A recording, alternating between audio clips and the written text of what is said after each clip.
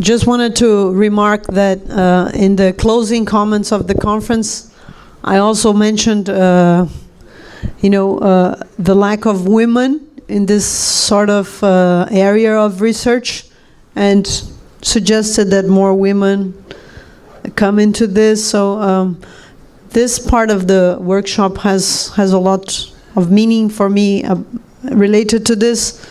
Yalila also, when she proposed the talk, remarked to me why among more than 30 participants, I think there were like 4 women, and I was trying to tell her that I was not being biased, but that I couldn't find a lot of women contributors, and so I think it's really nice that we can have this more feminine ending to the whole masculine track.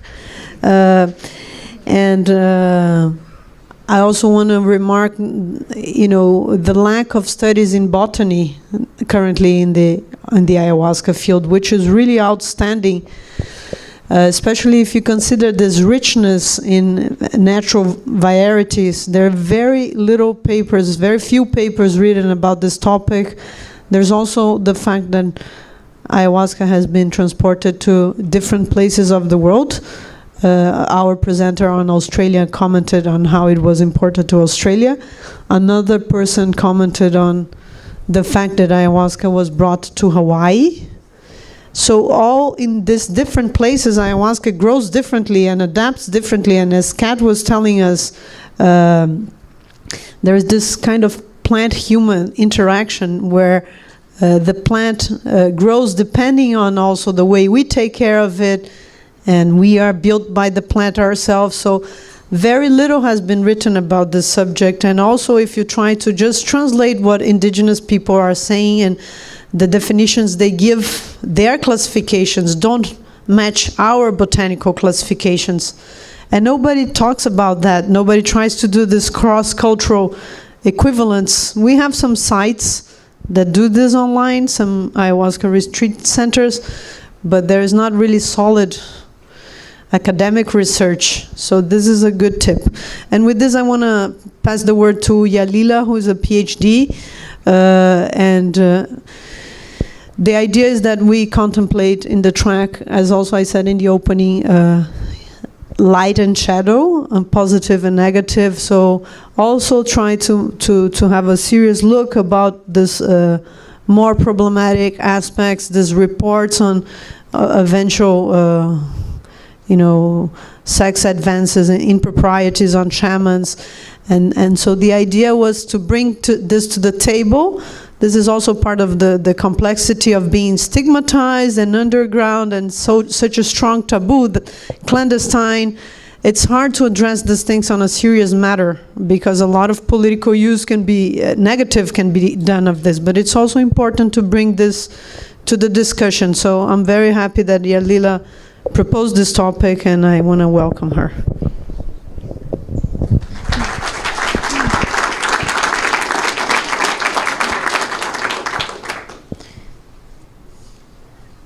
I invite everyone to join me in taking a deep breath in your belly and imagining sending your energy down the 21 floors of this hotel and down in the concrete and down and down and down.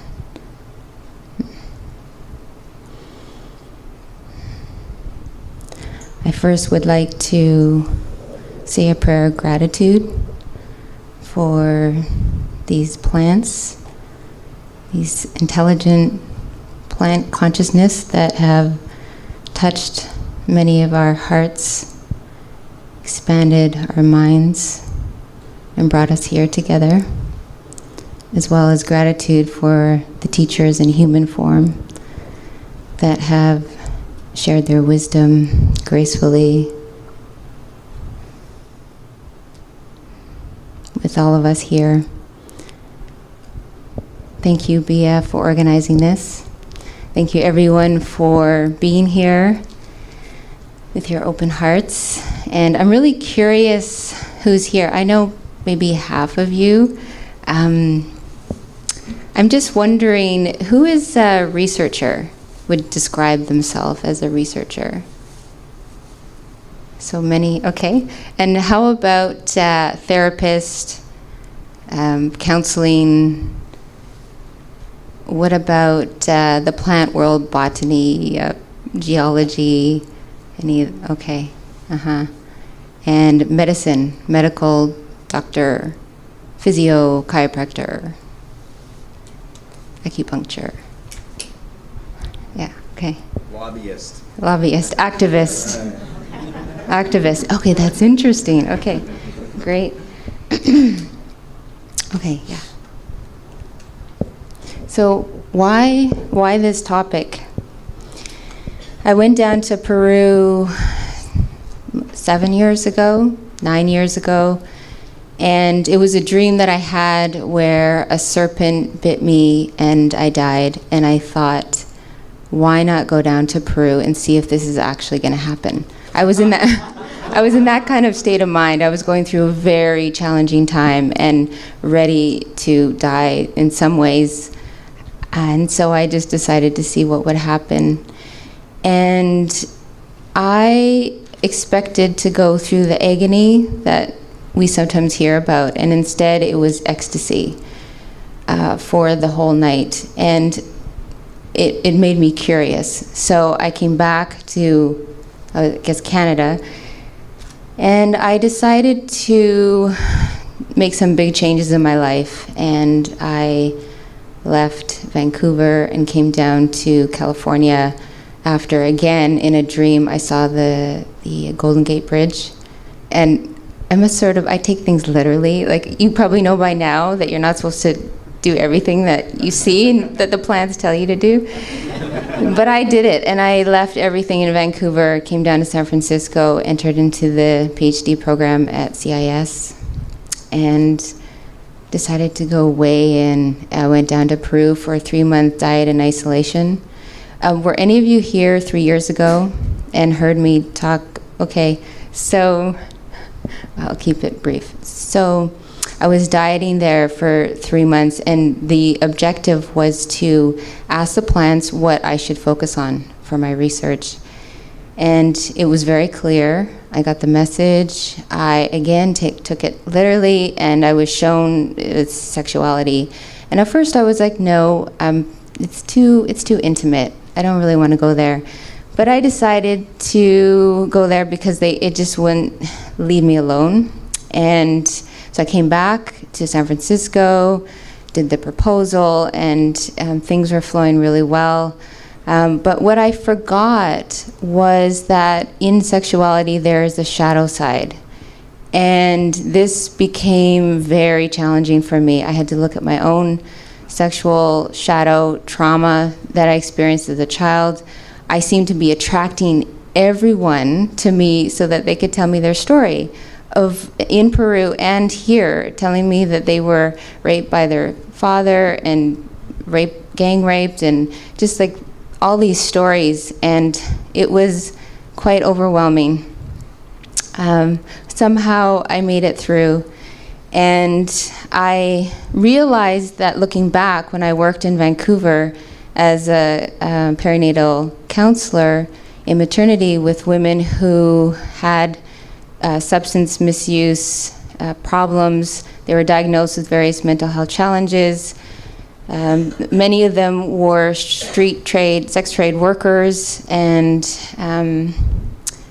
had a variety of traumatic memories. And that we'd be sitting in these case conferences and trying to figure out what to actually do. And half the time, no one really knew. It was an experiment. And I thought, we can do better than this. So bring it back to the PhD studies. I was like, okay, well, what is missing here? What is missing in our clinical treatment plan? A holistic view of women and sexuality. So I decided to go deeper into learning about vegetalismo, and I entered into a longer-term plant diet. Do people know here what a plant diet is in the vegetalismo tradition? Okay, great. And So during that year, it was perfect because I lived in the forest. I could focus on the research, writing and ritual. It was very quiet. I didn't go out that much. My friends and family were very upset with me during that time. It was a wonderful way to integrate academia and vegetalismo, which is very surprising for me. So during this diet, I kept a dream journal. And one of the pluses of focusing in this area is that I was able to interact with beings such as this being. And I'll just read you this dream from my journal. A couple floats over and sits on my partner. I was taking a nap with my partner in waking time.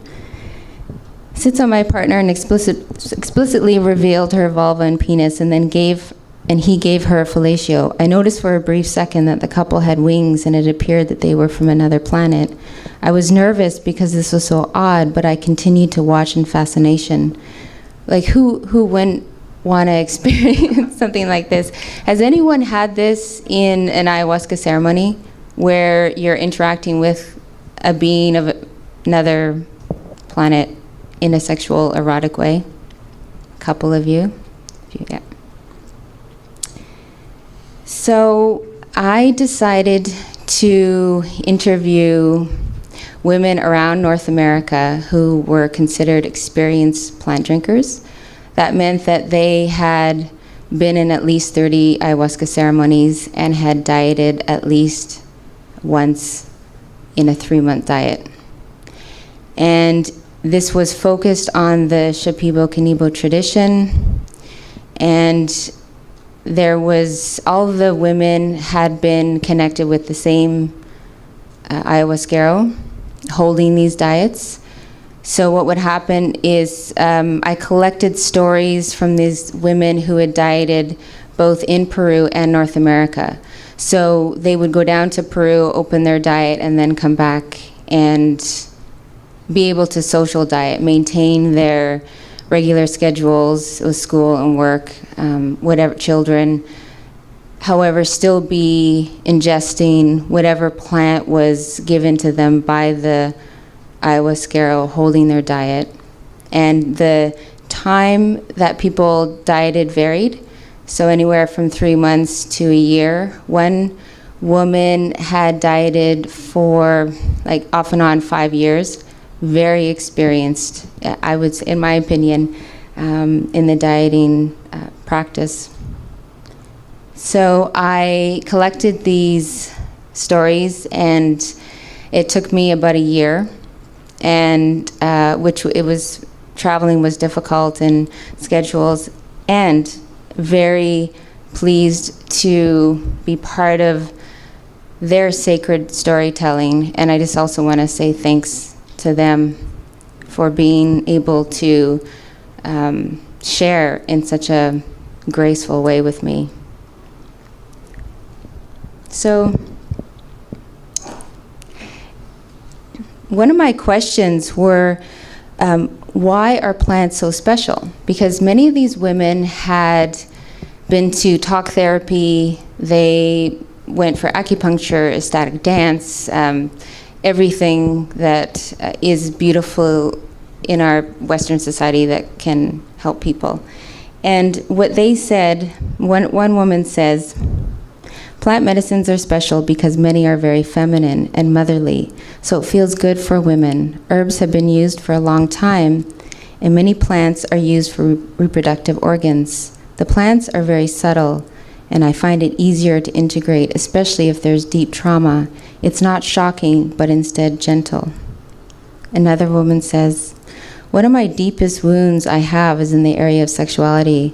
I can go deeply to explore my wounds, and the plants hold space for me, and there's no judgment. So, I divided all of these stories into 4 categories. 1 was the women who had been to talk therapy, they went for acupuncture, ecstatic dance, everything that is beautiful in our Western society that can help people. And what they said, one woman says, plants medicines are special because many are very feminine and motherly, so it feels good for women. Herbs have been used for a long time, and many plants are used for reproductive organs. The plants are very subtle, and I find it easier to integrate, especially if there's deep trauma. It's not shocking, but instead gentle. Another woman says, into the physical, emotional, mental, and spiritual. And there were 7 core themes, and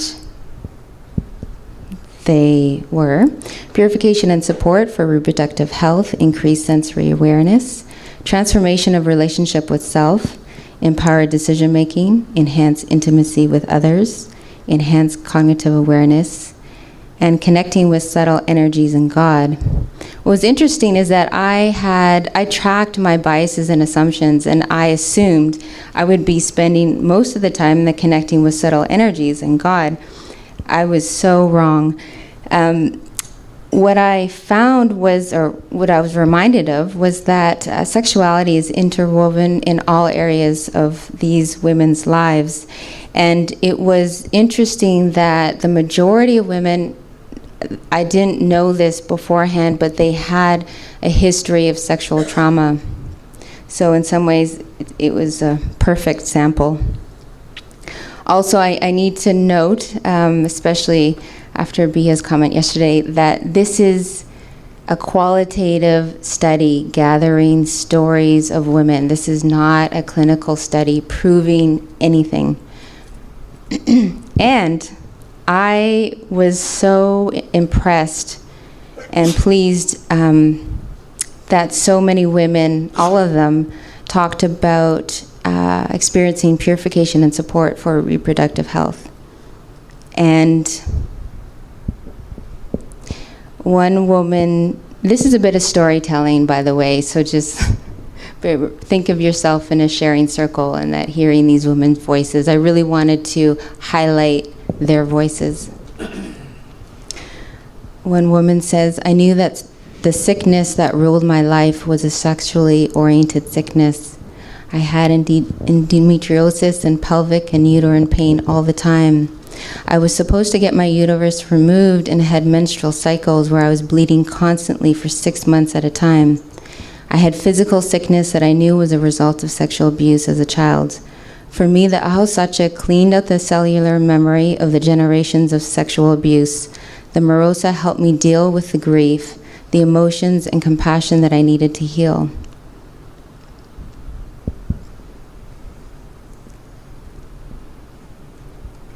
And then another woman says, I received information during a ceremony that there was something growing on my ovary, which was confirmed by an ultrasound. A hysterectomy was suggested by the doctor, and instead I decided that I needed to work with plants. Ayahuasca was calling me. 3 months after dieting ayahuasca, I had an ultrasound that showed the cyst was decreasing, and ultimately the cyst was no longer there. So the other categories of emotional, mental, can you read that on the slide? Amazing transformations, recognizing self-needs and power, etc., etc. And I would like to jump to how the emotional and mental transformations translated into their sexual behavior.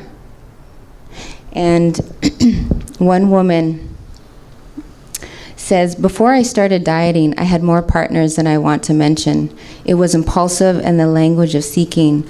I think my sexuality before was evidence of how deep my sickness was, but also evidence of my desire to be healthy. I'm so much more aware of what it actually means to exchange energy. Another woman says, when I do engage again sexually, I want it to be more spiritual union than a pulling, needy situation. I'm way more interested in quality. I want to know what decisions leave me the most empowered and leave me with the least regret. There is also a transformation in sexual identity. And one woman says, I'm a sexual being whether I'm having sex with someone or not. I don't need to feel like I'm excluding it, but that I know it's my nature. And as I empower myself by being aware of my inherent nature, a shift into fun-loving experiences is possible. I get to leave behind the garbage idea that I was a whore if I enjoyed sex. And so the next category, spiritual. They spoke about unions with spirits in the subtle realm, learning discernment between positive and negative energies, discovering sexual energy as life force, and increased communication with one's soul and God.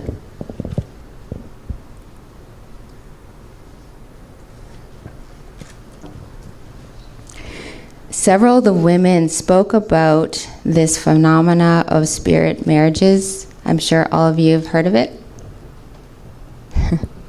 So Maya says, when I died at Ahosacha, he told me that we were going to be lovers and that our worlds were going to be interconnected.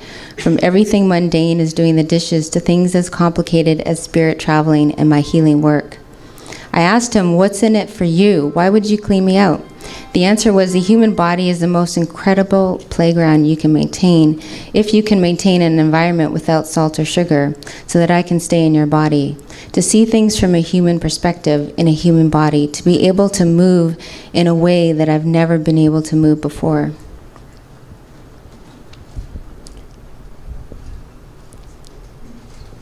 And so this is highlighting the light aspects of the research that I found, and obviously there were the shadow stories. And many of the women talked about sexual seduction in the form of various beings during ayahuasca ceremonies as well as during their plant diets in dream time. One woman says, I've had encounters where spirits have come through and I was feeling an erotic charge with these spirits. Sometimes it's positive and sometimes it's negative, and based on the dynamics of these interactions, I'll guard myself from it if it is expressed in a negative sense, or be open to it if it's in a positive sense. And I learned when spirits were trying to seduce me and that it was a huge red flag that something is trying to get in.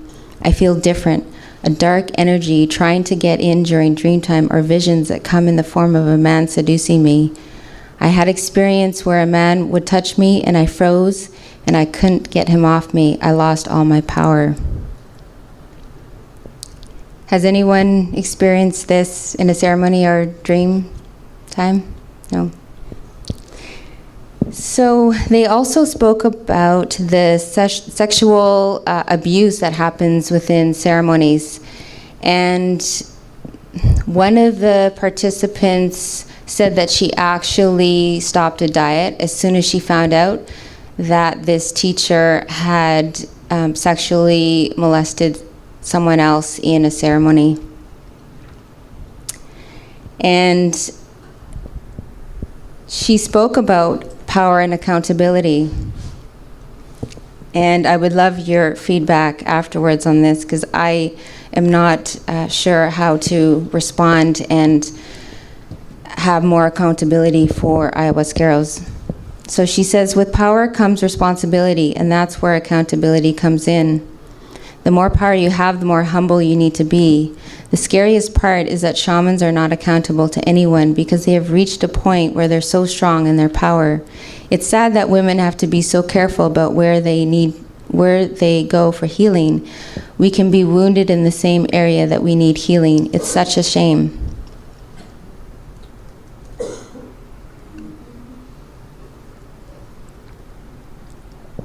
So Electra spoke about the need for safety in ceremony. And she says, I think that shaman facilitators who abuse their power sexually during ceremonies are taking vital energy from women. In many ways, that's the worst transgression. There are all these people coming to you who are really clear with lots of vital energy, and they mistake the medicine for the person pouring the medicine. There are a disproportionate number of women going to ceremonies who have a history of sexual trauma, and how interesting that they are the ones practitioners tend to take advantage of. When you're in a position of power, there's really no such thing as consent when there are psychotropics involved.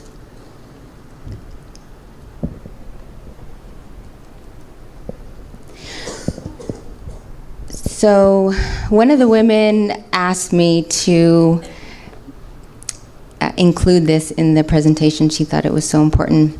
She spoke about learning about her own power and wanted to communicate this to all women.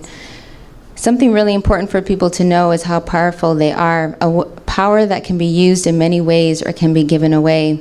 There's definitely a power play that goes on with sexuality, of really knowing what is true and trusting our discernment. And Electra says, if we are empowered sexually, spiritually, mystically, emotionally, and intellectually, we have the means not only to protect ourselves and safeguard ourselves from acts of violence, but actually be empowered in power. Until we embrace the feminine principle, we'll be entrapped in the cycle of violence. So I receive emails after the 2010 gathering from all over the world, people sharing their stories, asking me where to go that's safe in Peru. And at that point, I actually, because I was in my own dieting bubble, I didn't know. And so I would refer them to blogs and internet sites and friends that I knew in Peru that were living there. And so I just wanted to include this slide for guidelines for spiritual seekers. And the 5 areas: information, to educate yourself, and which many of the women and men too who were looking for a safe place to go. And one thing that just dawned on me recently is the importance of asking the organizers. The organizers have the organizing person who is running the ceremonies for the ayahuasquero or the healer has an ethical responsibility as well to let people know if there is something that plant drinkers should know in terms of the safety or harm issues. Number 2, intention. So the ayahuasqueros may not change their behavior, and I actually spoke with many of them down in South America, and we talked about the cultural differences, and they said, what's the big deal? Why are you making such a fuss? You're coming down here and expecting everything, and we give you everything, and this is just the way it is. So, okay. We have a responsibility then to respond to that by educating ourselves, being aware, and also I encourage people to look at your own inner prostitute archetype, because we as Westerners go there looking for healing. We want it, and we think that if we give money that we deserve it. And we have our own biases and assumptions around that as well. So what are we willing to sacrifice for power and for healing? And some women who are dear friends of mine have admitted to having sexual relations with a shaman so that they could learn. And they were saying that they chose to do it. It was consensual. And they were aware of the risk factors. And she was willing to look at what was she going to exchange for that knowledge. Number 3, inspire. Be inspired to empower yourself. Know that you have the choice of where you go to drink, how much you drink. So say there's 3 ceremonies in a week. You don't have to go for those 3 ceremonies. More is not better. And also, I want to empower people that when you sit in front of a healer, yes, they are people who work with integrity and are connected well with their guides will be receiving information about how much to give someone. And based on the stories that I'm hearing, that not everyone is working in integrity. And I have heard of ayahuasqueros who will give more medicine to women that they would like to try being sexual with in ceremony, and also putting in other plants into the brew that will have the women more disoriented or whatever. So my encouragement is that follow your intuition, your bodily information that's telling you, wait a minute, I don't want to drink this much. I don't want to drink it last minute. I don't want to drink at all. You don't need to trust the healer all the time, and I may get slack for saying this. It's my opinion. And 5, involve community. So encourage people in your community to dialogue about issues that you feel are important. If people are feeling unsafe, if they have had a difficult time in South America and come back and need that support. It's actually, we've become a ceremony-centric society looking for the Big Bang, and instead it's actually the in-between, the integration, that really the work is done. And also, because I shared these stories about the women that I interviewed, I encourage the men in this audience and whoever listens to this that you have a pivotal, an important role. However you say that. Pivotal. Because these women, they're your family members, they're your friends, they're your lovers, and this affects the community in all levels. And if this is growing, if there's this desire to have a greater connection with our soul or our guides or God, whatever you want to call it, then as a community we need to be more aware and supportive of each other if this is going to continue in a good way. And so also as a community, how do we look at our sacred future? What are some things that we can encourage each other to channel our energy into? And one is, I'm interested in expanding research on plant diets and reproductive health. And 2, educational workshops. I'm sure you've heard of Erie. That was here. Some people, no one heard it. Right, so this is a group at CIS, and the beauty of this group is that they organize people to give educational lectures and to have integration circles for people, anyone. I think it's open to the public. And there's research and this idea of an entheogen school in the future.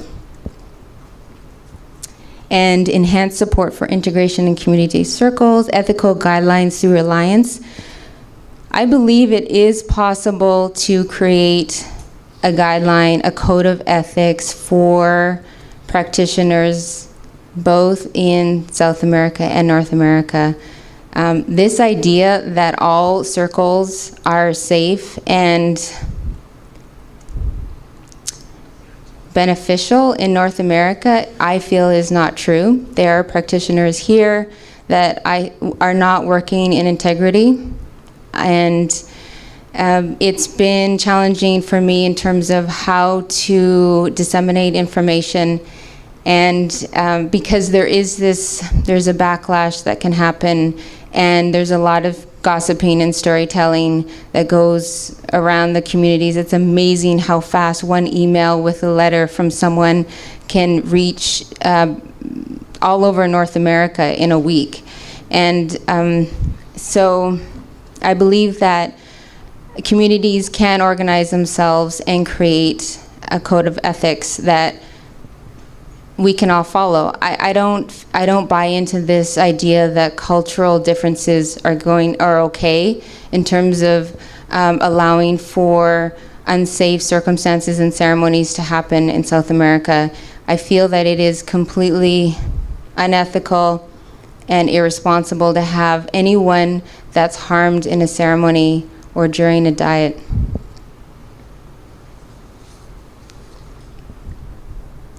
So 4 points, if you can remember just these. 1, reproductive health and sexual abuse trauma can be healed with plant teachers for some people. Again, this isn't a clinical study, but this is something that I believe. And the women who I interviewed shared their belief in this too. Number 2, that in order to maximize the benefits of these plant teachers, there needs to be preparation and integration. So again, emphasizing that the before and after is just as important as the ceremony. Number 3, practitioners must be accountable and work in integrity for the benefit of their patients. And for me, I've been looking into this area personally, experientially, supporting people in individual sessions and in group work. And it's been 7-year journey of actually feeling compassion for all parties, because at first I thought that the practitioner was to blame and that they were, the evil ones. And actually, for healing for myself and the other women, they said that when they saw the victim and the perpetrator archetype within themselves, that's when the healing began. And so these curanderos, ayahuasqueros, healers are actually holding a really important piece for all of us, that I truly believe that somewhere in their hearts they are wanting to heal, and yet they are wounded, very wounded, and benefiting from sucking out vital life force from these spiritual seekers who simply just want healing. And we all have a role in this. It's not just, we're all victims and perpetrators, I feel, in some way.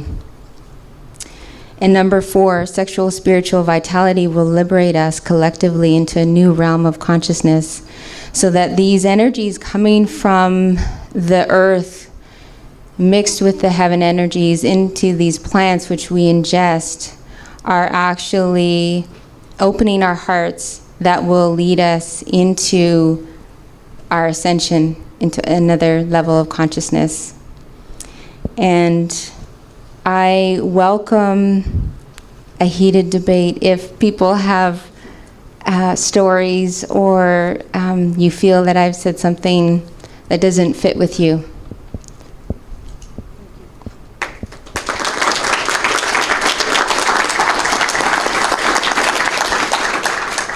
Just going to follow the principle of asking some people to talk and then open the question. So I just want to take this opportunity to thank 3 donors for our workshop: Richard Wolf, Giancarlo Canavesio from Mangu TV, and Matthew Watterson from the Temple of the Way of the Light. Actually, he's sitting right there. Would you stand up, Matthew, please? I would like an applause for him. He gave $2,000 for support for this event. So we're going to make some questions and answers, but following the spirit as the previous presenters, I just wanted to give the opportunity to some people that also have high expertise and that are, for reasons of life, not here presenting, if they want to add something, like was the case with Charlie and Evelyn. So the people I thought that have been doing a lot of empirical work here, el señor Francisco Montes, si usted desea hablar algo sobre este tema muy breve, que estamos hablando de las propiedades, de los abusos que algunos curanderos hacen con las mujeres. No sé si usted desea venir a hablar. And maybe Matthew or Joe was also doing are back there in Peru. If they want to give a little talk, very short, to contribute for our forum, if they have any remarks, they would be welcomed. ¿Desea usted hablar algo sobre este tema de las mujeres y de los problemas con curanderos? No es obligado, ¿no? Es una invitación nada más. Sí. Entonces usted habla y yo traduzco, pero breve. Sí. Gracias también por darme otra vez la nueva oportunidad. Thanks for the new opportunity for me to speak. Bueno, realmente estamos en una época de este sufrimiento, de realmente se sabe ahora muchas cosas que está sucediendo. Unfortunately, we are witness of lots of problems that people are going through, suffering. Realmente esta medicina que ayahuasca, que nosotros como curanderos tradicionales respetamos su disciplina enormemente. We as traditional ayahuasqueros respect the discipline of ayahuasca. Es triste también, bueno, yo también ya he sabido de estas cosas que está pasando en la selva, ¿no? It's sad. I've also heard stories about this kind of things that are happening in the jungle. A veces por culpa de estos maestros indisciplinados, ¿no? That's due to the lack of discipline of this kind of maestro. Todos ya estamos incluidos en esas cosas malas que pasan, ¿no? It affects all of us, this sort of bad thing that is going on. No es mucho tiempo que ha pasado estas cosas con una señorita, creo que de Alemania, eso fue en Iquitos, ¿no? In Iquitos, not very long ago, there were some problems like this with a girl from Germany. En pocas palabras quiero decirles que realmente hay que tener mucho cuidado con quienes, especialmente las mujeres, van a hacer estas experiencias. So I really think that women should really take care with whom they are going to sit in ceremony. ¿A qué lugares se va a hacer estas experiencias, no? ¿Dónde va? Where she's going to go? Eso de mi parte quiero suplicarles. También hay que saber con qué maestro, qué garantía tiene ese maestro, ¿no? It's important to check who is the maestro, who is the teacher, the ayahuasquero. What are the guarantees that he... Bueno, ahora se ha resultado miles de ayahuasqueros, ¿no? Curanderos, ¿no? Because there are thousands of ayahuasqueros or healers. Maestros que se dicen de 20 años, 28 años, no, pero realmente de esas clases de maestros pues no están disciplinados, ¿no? Well, this kind of healers, some of them have a long experience, but some of them don't have discipline. Y por eso es que de todas maneras hay que tener cuidado en eso, ¿no? So we have to be careful. Gracias. Thank you.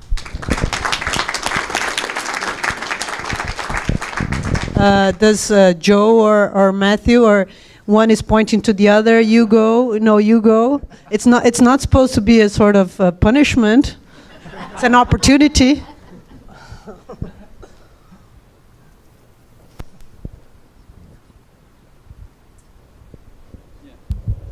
Just briefly, I guess I want to say a couple things. First, I think that that our center and Matt's center, Temple of the Way of Light, I think it's kind of known in the area, to speak about Matthew for a second, for being a place that's there in response to this problem, to be a safe place where there's a lot of female shamans there, is one of the things that's known. Our center is also a center that opened in response to this problem and to be a safe place. And so I think that for me, being down there, you know, you don't really, and Francisco can probably correct me, you don't see this problem too much among the Peruvians. You know, why? Because the community, the traditional healer, the shaman, responds to a community. It's not an anonymous situation. So everybody knows, and all the Peruvian ladies know that this is an issue that you have to watch out for. So like Francisco Montes is telling you right here, right now, this is an issue you have to watch out for in this realm, in this region. And if you're not thinking about that, and if you're not aware of that, you're being ignorant at this point, you know, because the issue is here. So this is a chance for us to all to educate you and remind you that if you were a Peruvian woman, you would already know this as a child. They would have told you, and you would have been very aware to be careful with guys, period, that with men you have to build trust, you know, not blindly, and under the influence of a substance, et cetera, et cetera. So you have to be very careful. So I think the big issue is then traveling shamans or people who don't explore the community around a shaman, you know, so we allow for this anonymous piece to exist, perhaps to allow for some of these other things to play out, you know, let's say this, whether it's just sexual misconduct and abuse or somebody's inner prostitute, you know, complex or whatever it is, to allow the shadow elements to play out in the anonymity, you know. And so I think the most important thing is to clear up the anonymity. You know, this is standard. If you're going to meet a shaman that's coming through your area, this is a normal question. Does this person have any history of sexual misconduct? That is a completely legitimate, inoffensive question. If somebody comes, that's what they ask us at our center. But is Ricardo, has he personally been involved in any of that? And so we respond, transparently, and that's how it is. There are shamans that are run out of villages and run out of communities for what they're doing where they live. There is consequences. That's it. Thank you. So thanks for that. And I would like to open the questions for Yalila. If you want to come here and please just address your question in the microphone. We'll take a few and she will respond. One quick question, if you can expand a little bit on plant diet. Yes. So I am knowledgeable only about the vegetalismo practice of plant diets with the Shipibo Kanibo. And there are a variety of types of diets. They can range from, we've all heard of the pre and post ceremony diets. This is a little different. Can be a month up to a year. There's healing diets, so someone can go to South America and the ayahuasquero can choose the plant that would be most appropriate for the person to diet. Say they're healing a skin rash or cancer or something.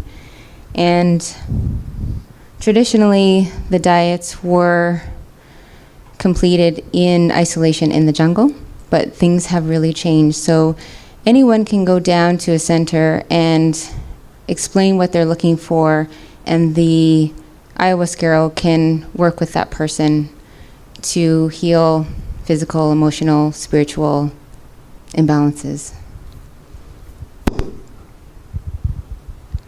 Oh, and the diets are opened and closed in ceremony.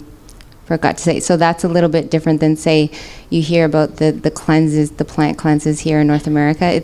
It's a very different concept.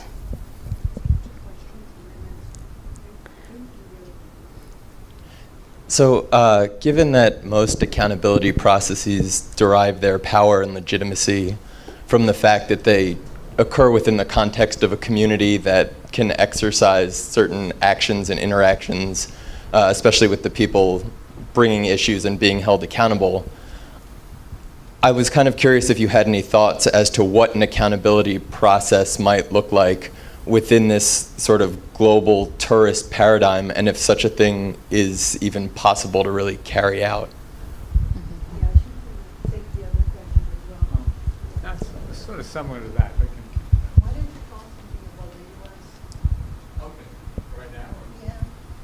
Okay, well, actually, I'm Rob Heffernan. I've been involved with organizing and legal work around the Santo Daime and now with curandero circles. And I just wanted to underscore what you said about people rationalizing the cultural differences. The same thing was said about certain Buddhist and yogic teachers too, their cultural differences or their status, but these precepts around sexual misconduct and ethics have been around for thousands of years, so it isn't something specific to our culture or our time. And myself, like other people in the US, have encountered these issues in the Santo Daime and in curandero circles, and it's really, played a big role in ripping apart certain communities, but it's also been a lesson in maturation and how to begin to address these things and address all these shadows. So I really appreciate you doing that in this conference. Thank you. Accountability process. First of all, with greater community dialogue, just education and information through various sites, a website, maybe someone mentioned yesterday creating a website where there are curanderos listed and people go in and they just give a review of what's working and what's not, and have red flags for issues that have created harm, people have experienced harm. In terms of practitioners gathering together and creating a code of ethics with the support of other researchers and organizations, that there would be a way of educating people, and also in numbers, having the strength to say, we are not hosting this curandero in our communities. I'm talking about North America. In South America, I don't know. Does anyone have an idea? Accountability in South America? Well, right, we have the choice to go or not go into the center. But what's amazing is how many people have contacted me, I tell them what's going on, and they still go. Why is that? What are they looking for? Is it power? I'd like to give my thought on that as well. I share the same impression. There's, some famous healers that are involved in scandals and problems, and nevertheless, their audience is still there. So I ask myself this question: why? Why are people going there? And basically, I think it's a lot of rationalization, as it was said here, because the fact is that people are eager to have these experiences, and there are few mediators. It's hard to go to Peru. A lot of people don't have money. They don't speak Spanish. And they, some of the folks that are around, they are accessible. They are the ones that are also involved in those stories. So, but it's a little bit like if you really like to eat a certain cake in that certain bakery, and then you hear, that the owner of the bakery, he spanks his wife once in a while, and you say, well, that's kind of a bummer, but I love that cake, so I'm gonna have that cake. The problem is that people don't wanna, just quit that wonderful access to that magical, enchanted world that they have access through that person. And so I think it's like any sort of consumerist responsibilities. You have to check the product you're getting involved with, and where does it come from, and this sort of thing. I would like to ask more people, invite more people to make questions. Please, can you come?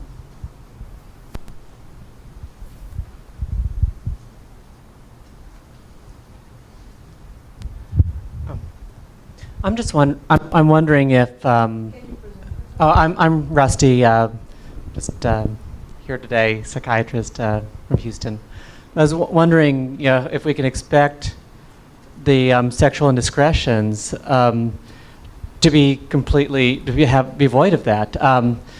In psychiatry, there are the strong prohibitions against patient or physician-client sexual interactions, and yet still, with people being trained in transference, countertransference, it still happens. I've had two colleagues over the years have been caught up in that, and not predators on a general basis, not evil people, but have caught up in that dynamic. And I imagine there are some shamans or curanderos who might be just predators by nature and looking for the next score. But I imagine also that in this openness and intense sexual energy between someone who's learning and someone who's supposed to be teaching, that there's that trap that is going to be a temptation for many people, even when they're trained to avoid it and have those boundaries. Yes.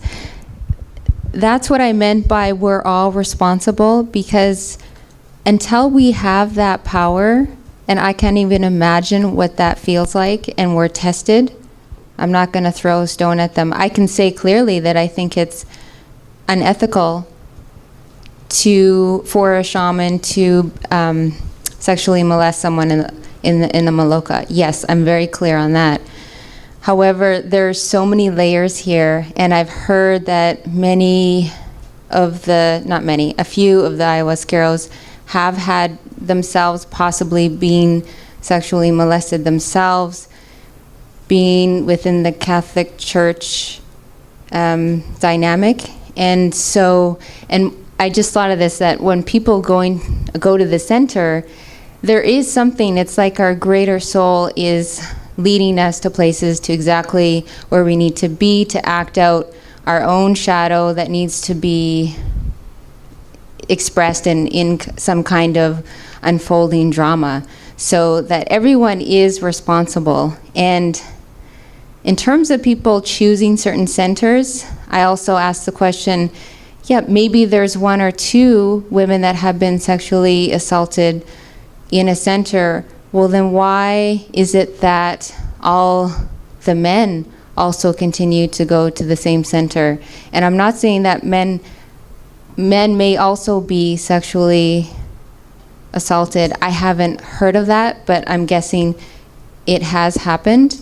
And also that it's not just male ayahuasqueros, female ayahuasqueros can also, both in South America and North America, be tempted as well. So it brings back the question of how do we hold each other in a community? Is it, okay, one person's being picked on or raped or whatever, well, it's just them and it's not me, and I want to go for the big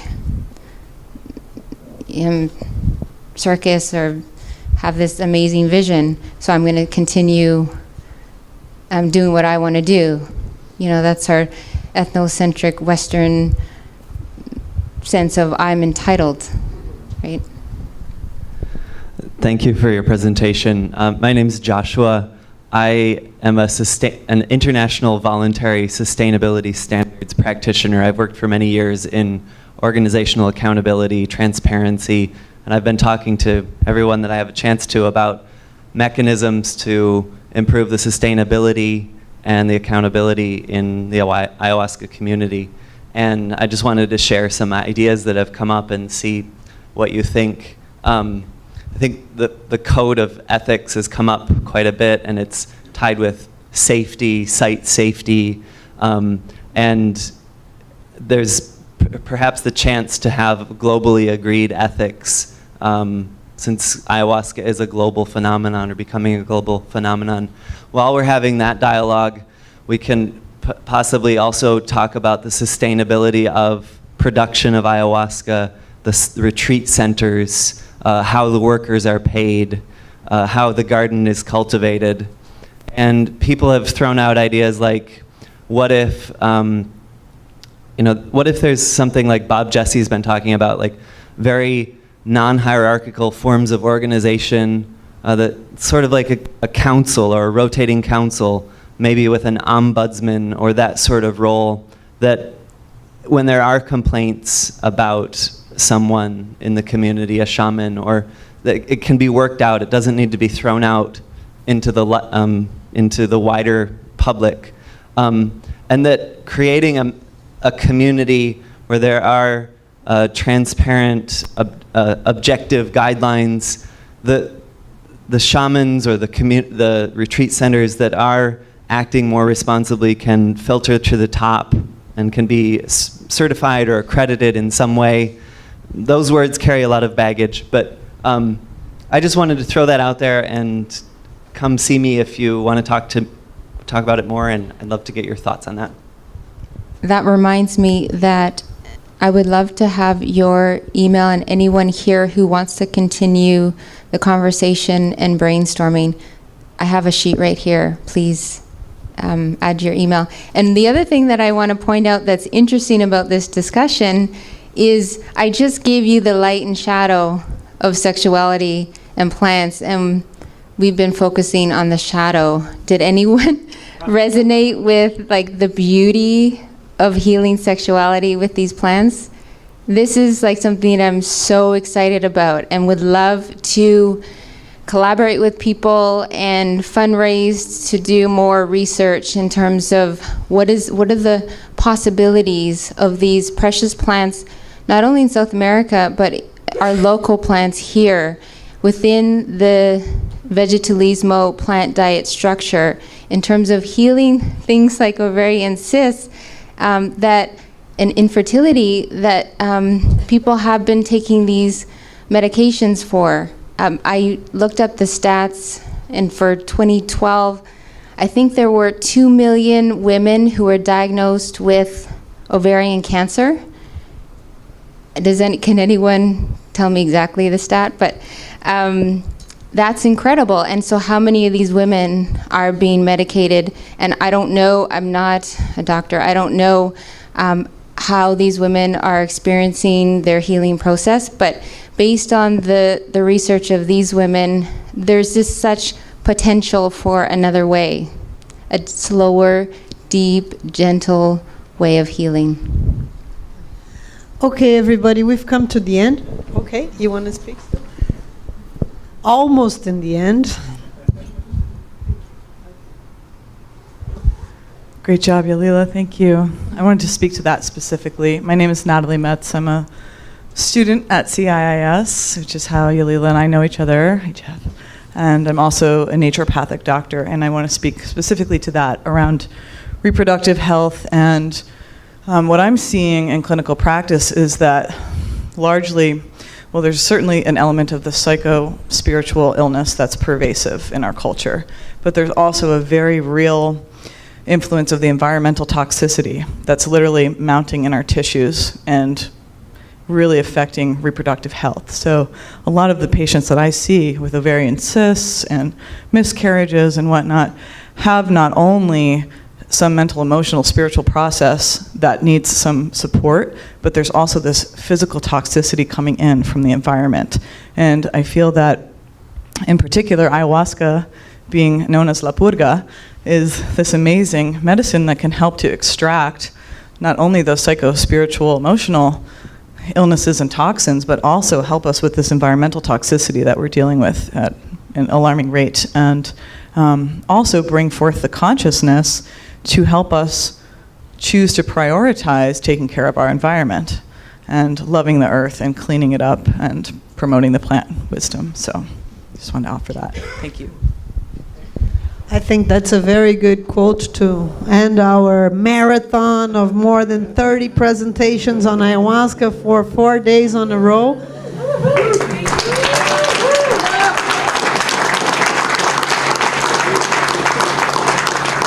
So I want to thank everybody, invite you again to look at my books here, look at Clancy's art. I also have a website, bialabate.net. I offer a newsletter that is free, where I send news about Ayahuasca World. And my sincere thanks, and I guess, as the Beatles song say, we all want to change the world, so thanks a lot. Can we maybe just get like a little standing ovation for all the hard work that Bia's put in for the last year?